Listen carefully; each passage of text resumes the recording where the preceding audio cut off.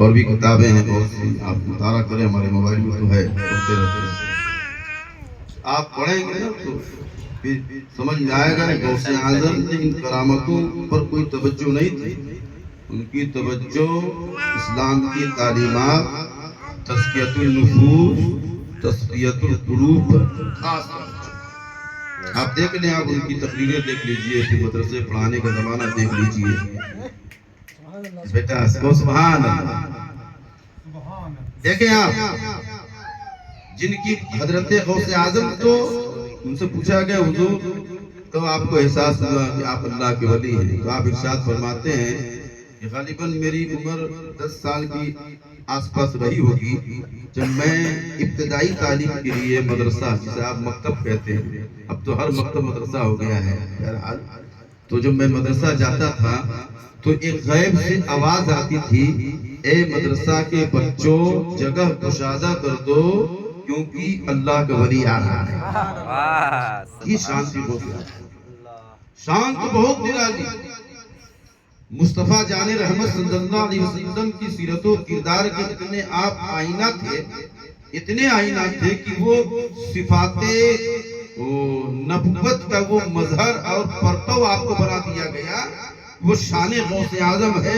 آپ نبی مکرم رحمت عالم صلی اللہ علیہ وسلم کی جب آپ زندگی ہسٹری پڑھتے ہیں، ان کی جب زندگی پڑھیں گے تو آپ کا یہ بھی معجزہ سمجھ میں آئے گا۔ نبی کی وہ شان ہے کہ زندگی بھر آپ کے جسم پہ ایک بھی مکھی بیٹھی نہیں تھی۔ اللہ نے اپنے حبیب کے صدقے میں یہ بھی شان عطا فرمائی تھی غوث اعظم کو، پوری زندگی مکھی اور مچھر کو اتنی ہمت نہیں تھی غوث اعظم کے جسم بیٹھ جائے۔ کیا کہنا حضرت، یہ شان تھی غوث اعظم۔ ہمارا پسینہ جب بہنے لگتا ہے تو بدبو آنے لگتا ہے۔ میرے نبی کا جب پسینہ بہتا تھا لوگ کہتے ہیں کانچ کر شیشے کی بوتلوں میں لوگ اکٹھا کرتے تھے، اور جب کسی فنکشن یعنی شادی بیاہ میں جایا کرتے تھے خود بھی لگاتے تھے اور اپنی اہلیہ کو بھی لگاتے تھے، جو نئی دلہن ہوتی تھی اسے بھی لگاتے تھے، کیونکہ اللہ نے نبی کے پسینے میں ایسی خوشبو عطا فرمائی تھی، ساری دنیا کی در اس کے سامنے ہیچ اور پھیر۔ یہ فیضان اللہ نے غوث اعظم کو عطا، وہ تو مہک نہیں تھی لیکن ذرا سی مہک تھی کہ حضور غوث اعظم کی صحبت میں جو بیٹھتا تھا، پسینہ جب بہتا تھا خوشبو بڑھنے لگتی تھی۔ کیا کہنا حضرت، واہ، بے شک، بہت خوب، ماشاءاللہ۔ بندے ہوتے ہیں، بڑے اعلیٰ بندے ہوتے ہیں جن کی شان عطا فرمائی جائے گی۔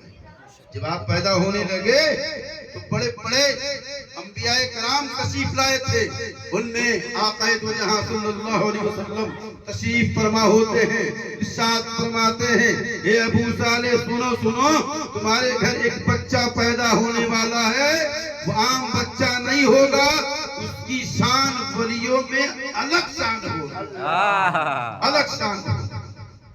ہم بڑے ذمہ دار ہیں، ہم بڑا چور بھی نہیں۔ آج کل مقرر بڑے چوری والا کام کرنے لگتے، جملے جو جیسا جملہ ہے وہی بیان کی۔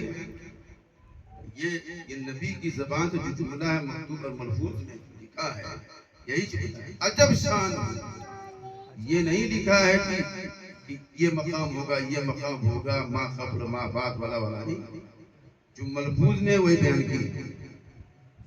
احتیاط کے ساتھ مکتوب کرنا چاہیے کیونکہ یہ منبر رسول ہے، ہم اللہ کے رسول کے منبر پر۔ اب سنیں آپ تربیت کس طرح ہوتی تھی۔ ایک پیر ہیں جن کا نام بہت بڑے ہیں، حضرت شیخ حماد رضی اللہ تعالیٰ، وہ اپنے مرید کو، غالباً ان کا نام صالح تھا، انہوں نے اپنے مرید کو غوث اعظم کی بارگاہ میں بھیجا تربیت کے لیے۔ اب ہماری توجہ میں وہ تو کمال نہیں ہے، لیکن غوث اعظم کی توجہ جب پڑے گی تو جو 10-20 سال میں ملنے والا ہوگا وہ ایک ہی سال میں مل جائے گا۔ ایک سال میں ایک ہی سال میں مل جائے گا، ہے کہ نہیں؟ پھر آپ غریب آدمی کے گھر جائیں گے، بھیک مانگیں گے تو کتنا مل جائے گا؟ 10-5 روپیہ ملے گا۔ کسی مالدار کے گھر گئے، وہ اگر سخی ہے، دنیا کا طرح جو نہیں، سخی اگر ہے اور تمہاری کیفیت سے واقف ہو گیا تو 10-20 نہیں دے گا نا، پھر 10-20 ہزار بھی دے گا۔ انسان جیسا ہوتا ہے ویسا اس کی بارگاہ سے، اس کی جناب سے، اس کی ذات سے ملا کرتا ہے، جیسا ہوتا ہے۔ غوث اعظم کے بارے میں جانتے تھے کہ یار ہمارے ہاں رہے گا تو سالوں لگ جائیں گے، اب وہ تربیت بھی نہیں مل پائی۔ یہ نوجوان فیوچر میں، مستقبل میں کام کرے، اسے غوث اعظم کی بارگاہ بھیج دیا جائے کہ بہت جلدی تربیت پا جائے، اور دنیا والوں کو جو فائدہ ملنا ہے 20 سال کے بعد وہ 1 سال کے بعد ہی ملنے لگے۔ سبحان اللہ۔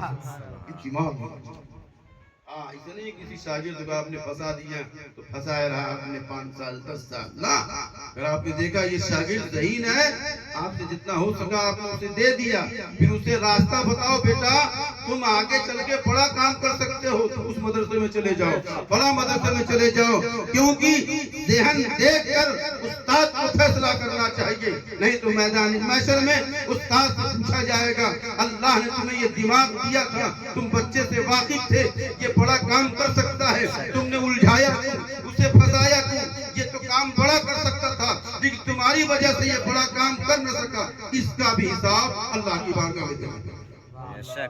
ہاں ماں گناہ چاہتے تو وہ بھیج دیے غوث اعظم کی بارگاہ میں، ایک 8 سال رہے، تربیت کی، کہا بیٹے تمہارا وقت پورا ہو گیا، اچھا میرے پاس بیٹھو، بڑا شارٹ بیان کرنا ہے، وہ شارٹ لمبا وقت دیا، اپنے قریب بلایا، آیا غوث اعظم کی بارگاہ میں بیٹھا، آپ نے توجہ ڈالی، پھر ارشاد فرمایا اچھا بتاؤ ادھر دیکھو، داہنی طرف دیکھو کیا نظر آ رہا۔ جب وہ نوجوان بچہ دائیں جانب دیکھتا تو کہتا حضور ادھر کعبہ نظر آ رہا ہے۔ کیا نظر آ رہا؟ کعبہ نظر آ رہا ہے۔ یہ بائیں جانب دیکھو کیا نظر آ رہا؟ کہ حضور ہمارے پیر و مرشد نظر آ رہے ہیں۔ سبحان اللہ۔ کیا نظر آ رہا ہے؟ پیر و مرشد نظر آ رہا ہے۔ دائیں جانب کعبہ، بائیں جانب پیر و مرشد۔ کہا بیٹے کدھر جانا ہے؟ کدھر جانا ہے؟ کعبہ کی طرف، پیر کی طرف۔ اچھا آج کل کا نمازی ہوتا ہے کیا بولتا ہے؟ ایمانداری بتانا، کیا کہتا ہے نمازی؟ ہے نا؟ اس کے لیے تو ہوتا نا یار، 1 لاکھ روپے لگا رہا جا رہا عمرہ کرنے، کعبہ کو دیکھنا ہے، زیارت کرنا ہے۔ اب تو ماشاءاللہ ہمارے گاؤں میں نام تو نہیں لیں گے تو گنتیاں لوگ بتا، اسی لیے بزرگوں کی صحبت ہوئی، گنتیاں بتاتے ہیں، ہم نے 3 عمرے کر لی، بڑے پراؤڈ فیل کرتے ہیں، مطلب فخر محسوس کرتے ہیں، ہم نے 2 حج کر لیا۔ ایک صاحب تم سے بتانے لگے کہ ماں صاحب اللہ کا شکر ہے کہ اتنی عمر میں ابھی اس علاقے میں کوئی حج نہیں کیا، سمجھ گئے آپ نا؟ تو ہم تو گئے یار ان کا تو حج کرا، ہم نے حج بھائی لاکھ روپیہ برباد کیا۔ آپ یہ بتا دیئے کہ اتنی عمر میں بھی کسی نے حج ہی نہیں کیا کس علاقے میں، تو آپ نے کر لیا صاحب، یہ آپ نے بتایا آپ کا حج تو گیا۔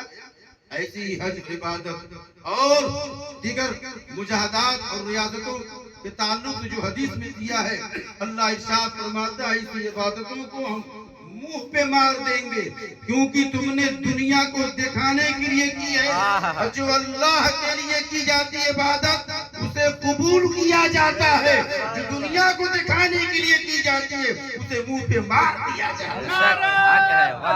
اللہ اکبر، یا رسول اللہ، جشن عید میلاد النبی زندہ باد زندہ باد۔ واہ، جب اللہ والے تربیت دیتے ہیں نا تو جانچتے ہیں نا، بہت سے ابھی ہنر بہت بچے سیکھتے ہیں تو انہیں جانچا جاتا ہے نا، بڑا کام دے کر لیتا ہے نہیں، اگر پاس ہو گیا تو چلو جو اب سے تم یہ کام کرنا شروع کرو۔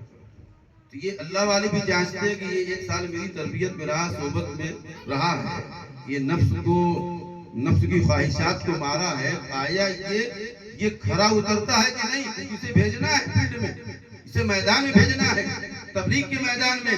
یہ اللہ کے بندوں کے پاس جائے گا، خود نہیں سدھرا ہوگا تو دوسروں کو کس طرح سدھارے گا؟ خود اس کا نفس مرا نہیں ہوگا تو دوسروں کے نفس کو کس طرح صاف ستھرا کرے گا؟ اللہ کا کدھر جانا ہے؟ آج کا نمازی کیا ہوتا؟ کعبہ کی طرف. تو مرید کہتا ہے حضور مجھے کعبہ کی طرف نہیں جانا، مجھے کعبہ کی طرف نہیں جانا. کہ کدھر جانا؟ کہ حضور جدھر میرے مرشد ہیں ادھر جانا ہے، جدھر میرے پیر ہیں ادھر جانا ہے. حضور غوث اعظم نے پھر جانچا، پتا کیوں جانا چاہتا ہے؟ یہ تو کعبہ ہے جدھر منہ کر کے نمازیں پڑھی جاتی ہیں، یہاں تو رحمت نور کی برکہ ہوتی ہے، یہاں تو ہمہ وقت اللہ کے انوار و تجلیات کی برسات ہوتی ہے، یہاں بھی فرشتوں کا نزول ہوتا ہے، یہاں بڑے بڑے اولیاء کرام اقباط و اقطاب و ابدال یہاں حاضری کی سعادتیں حاصل کرتے ہیں، جس کے لیے سارے مسلمان تڑپتے ہیں، بے چین اور مضطرب رہتے ہیں. کعبہ کیوں نہیں جانا چاہتا ہے؟ اب پیر کی بارگاہ میں کیوں جانا چاہتا ہے؟ وہ بھی کعبہ کو چھوڑ کر پیر کی بارگاہ میں جانا چاہتا ہے. مرید کہتا ہے حضور، نوجوان کیا کہتا ہے؟ حضور یہ پیر ہی کا تو صدقہ ہے کہ آپ کی صحبت ملی ہے، یہ پیر ہی کا تو صدقہ ہے کہ آپ کی صحبت، غوث اعظم کی صحبت مل گئی ہے. یہ پیر ہی کا صدقہ ہے جس کعبہ کو دیکھنے کے لیے تڑپتا تھا. پیر کے دامن کرم سے وابستہ کیا ہوا؟ ایک پل میں کعبے کا دیدار. کیا کہنا حضرت، واہ. کی بارگاہ میں نہ جانا نہ چاہتا تو پیر ہمیں یہاں نہیں بھیجتے، جب یہاں میں نہیں آتا تو کعبہ کو کس طرح دیکھتے؟ حضور پیر ہی کے صدقے میں آپ کا در ملا ہے اور کعبے کا دیدار ہوا ہے. پھر غوث اعظم رضی اللہ عنہ ارشاد فرماتے ہیں اب بتا جانا کس طرح چاہتا ہے، کس طرح جائے گا؟ تو بے چینی ہے نا، پیر کی بارگاہ میں جانا ہے تو بھیج دوں ایک پل میں، اڑان ابھی بھروں گا، ایک توجہ ڈالوں گا، اب پرواز اتنی تیز ہوگی کہ ابھی یہاں ہو اسی لمحہ وہاں پہنچ جاؤ. چاچنے کا طریقہ دیکھیں. مرید کہتا ہے حضور ہمیں اڑان نہیں بھرنی. کیا کہتا ہے؟ حضور ہمیں اڑان نہیں بھرنی ہے، ہمیں آسمانوں کی سیر نہیں کرنی ہے، ہمیں پرواز نہیں کرنا ہے. ہم تو پیر کی بارگاہ سے آپ کی بارگاہ میں پیدل آئے تھے، اب پیر کی بارگاہ میں پیدل ہی جائیں گے. تب میرے غوث اعظم نے ارشاد فرمایا ہے اے نوجوان ہم نے پرکھ لیا ہے، تو کامیاب ہو گیا ہے، تیرے نفس کے خواہشات مر چکے ہیں، اب تم میدان میں اتر سکتا ہے، تو اس قابل ہو گیا ہے. اللہ نے تجھے ایسا مقام عطا فرما دیا ہے، اگر تم میدان میں اترے گا اللہ کے بندوں کو اللہ کی طرف بلائے گا، تیری شان کیا ہو گئی ہے؟ تو ولی ہے، اور جس پر نظر ڈال دے گا وہ بھی اللہ کا ولی ہو جائے گا. یہ شان ہے غوث اعظم کی، جن کے در کے گدا یہ شان رکھتے ہیں. جب وہ ولی گر ہوتے ہیں، جو ولیوں کا بادشاہ ہوگا اس کا مقام کیا ہوگا؟ جب ان کے گدا بھر دیتے ہیں شاہانے زمانہ کی جھولی اما محتاج کا جب یہ عالم ہے تو کیا ہوگا؟ واہ کیا کہنا حضرت. ماشاءاللہ بہت خوب. سلام پڑھ دیا جائے. اللہ کی بارگاہ میں دعا ہے کہ اللہ تعالیٰ ہمیں اللہ جلدی ہے سمجھے. ایک واقعہ بیان کریں گے لمبا ہو جائے گا اور چلا جائے گا آدھا گھنٹہ، تو آدھا گھنٹہ چلا جائے گا. تو ہمیں تو جملوں کی بندش ہمارے پاس تو ہے نہیں، ہم جملے سجا کے بولتے نہیں، بس ٹھیٹ بھاشا میں ٹھیٹ انداز میں سامعین تک پہنچا دیتے ہیں. اپنی بارگاہ آپ کی بارگاہ تک پہنچا دیتے ہیں. اللہ کی بارگاہ میں دعا ہے کہ اللہ تعالیٰ ہمیں غوث اعظم کی تعلیمات پر عمل کرنے کی توفیق عطا فرمائے. غوث اعظم نے ارشاد فرمایا کن ابداً مع الدلیل، کن ابداً مع الدلیل، تم ہمیشہ دلیل کے ساتھ ہو. دلیل مطلب نہ